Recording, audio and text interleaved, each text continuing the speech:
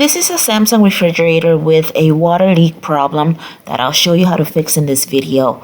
This refrigerator was unplugged and completely thawed overnight. I've taken off the shelves and the drawers to have clear access to the back wall.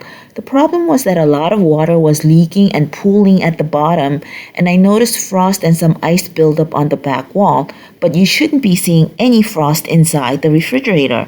The water was pooling so much so that it was overflowing out to the front and onto the floor. I found out that this is a common problem in Samsung refrigerators and in many different models of Samsung refrigerators. I'm showing the model number for this fridge. Even if you have a different model of Samsung, if it has a similar back wall panel, then the solutions I share in this video might very well work for you. The first thing you should try before you do anything else is to see if you have a clogged drain tube. And you can get to the drain tubes from the access panel located in the rear of the refrigerator at the bottom. I just needed to remove a few screws to open up the panel. Here you see two drain tubes, one for the freezer on the left and the other one for the refrigerator on the right. And these allow the water to run down into the drain pan where it evaporates. So I took the drain tube off. I tried to catch the water flowing out using a Tupperware, but that was totally useless, so you shouldn't even bother.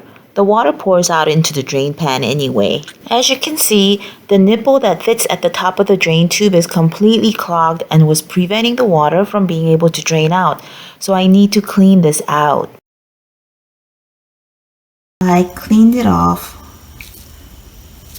so at least the water can flow through it. I'm gonna just put it back.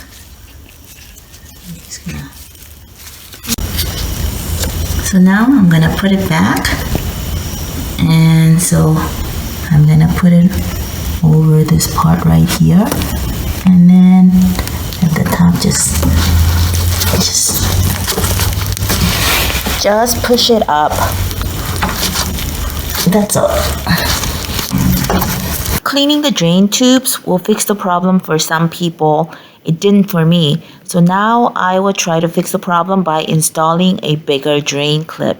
To do that, I need to open up this panel by taking off a few screws. Depending on the model you have, the locations of the screws are going to be different. For this particular model, there are 3 screws at the bottom and another screw behind this tab, which you can pry off with a screwdriver.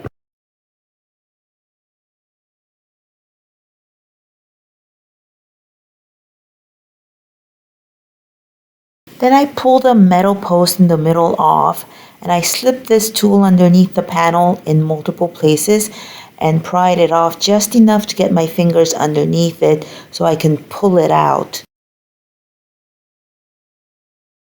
You have to be careful not to pull it out too far because the panel is attached to the back wall via some wires on the upper left-hand corner, which I'm going to take off.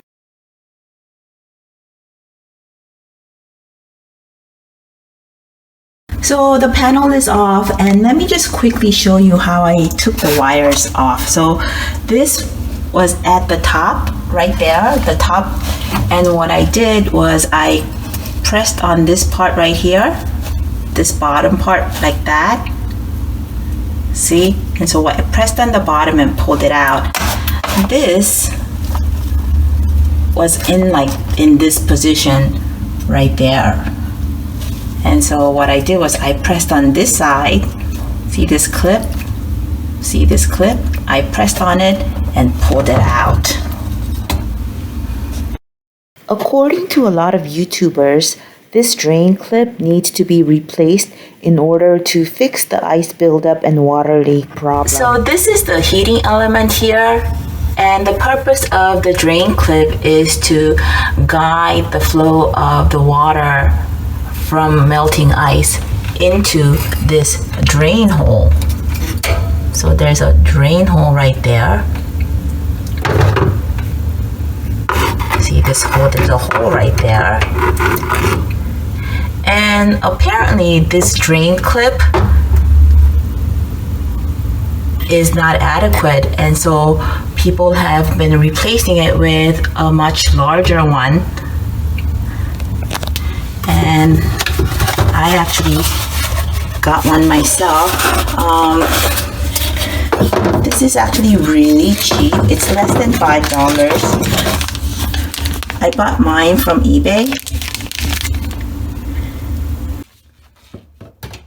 Instead of replacing it, I just put the bigger clip on top of it and used my fingers and pliers to make sure to wrap the arm-like parts around the heating element.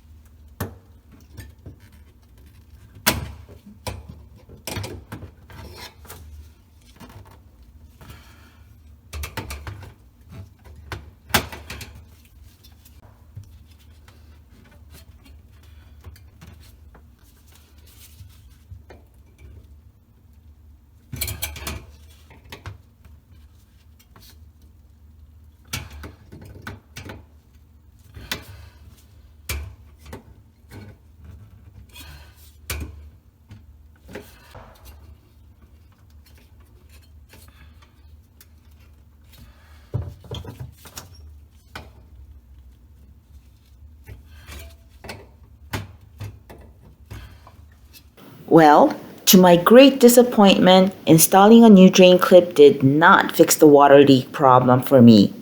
What did fix the problem was replacing the temperature sensor, which I found out goes bad more frequently than you'd think. So I had to thaw the fridge again and then take off the panel in the back wall again. My recommendation to anyone watching would be for folks to go ahead and replace both the drain clip and the temperature sensor, because both parts are inexpensive and it's not worth the time to put everything back together only to have to go at it again. So here is the sensor right here, and I'm going to replace this. I'm taking off this metal cover by pressing on the sides and just pulling. I can get the harness out by pressing on these tabs on the side. Just wanted to give you a close-up view of this unit. I needed to press these tabs right here, these 3 tabs, to pull this unit out. And the sensor is this bottom piece.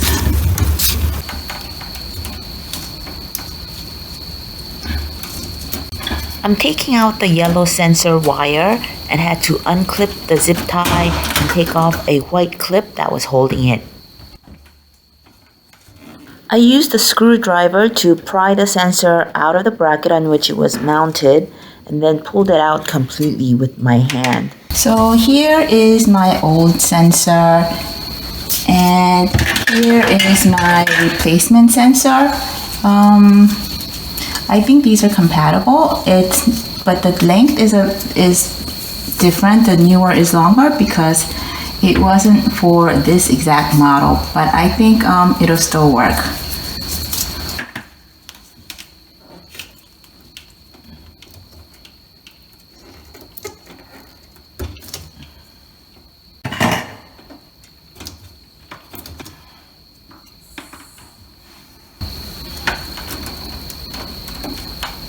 So this new piece came with this red part, but I don't think I need it. So I'm gonna take this off. Yeah, I'm gonna just remove this red piece because it's not necessary.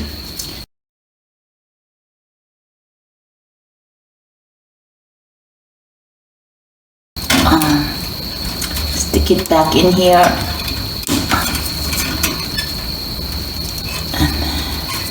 Push it down. That's it.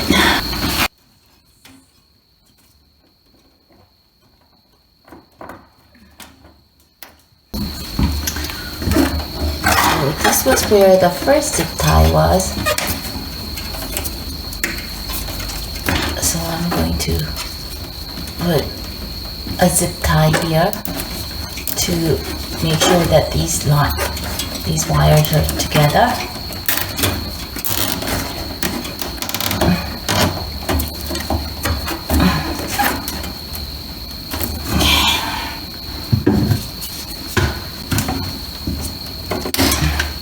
clip was holding the wire over here, so I'm gonna do the same. But I'm gonna fold this wire over because it's way too long. So I'll stick it in here.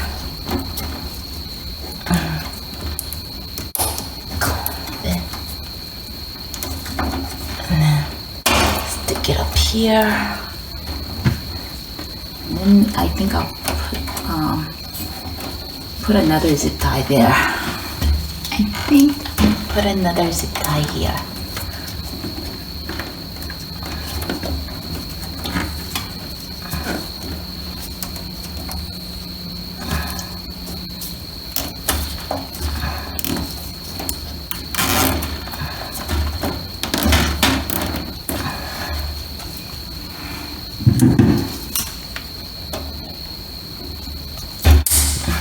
I decided to add a third zip tie to hold the excess wire in place.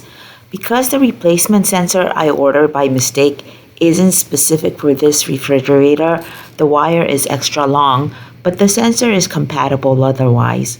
The sensor costs just a few bucks.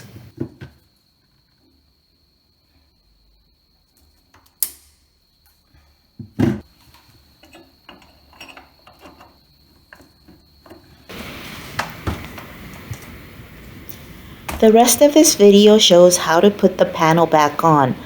I think it's from the time that I did it after replacing the drain clip.